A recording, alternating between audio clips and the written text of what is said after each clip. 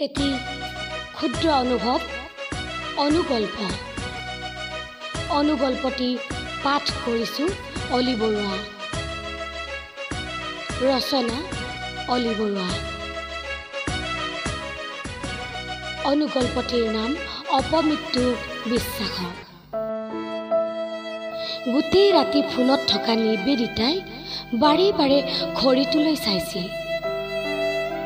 এতিয়া 12:50 হ'ল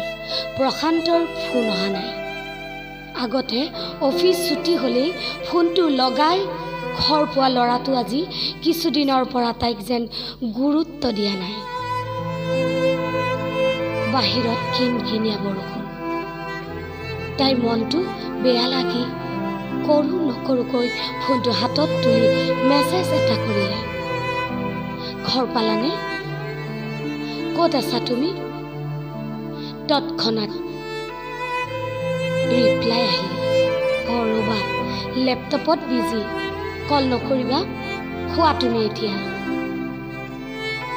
তাইৰ মনটো হেমেকি উঠিল সি ওচৰত নাথাকিলেও ফোনটোৰ লগত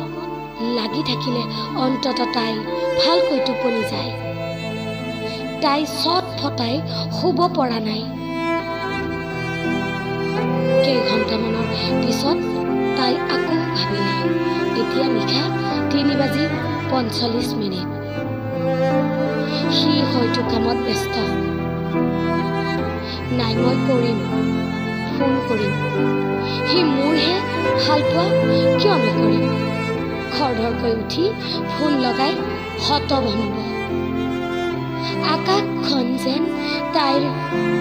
মূৰতহে পৰিল ফোনৰ পৰা এষাৰি বাক্য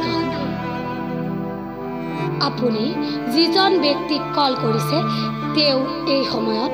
অন্য কলত ব্যস্ত ধন্যবাদ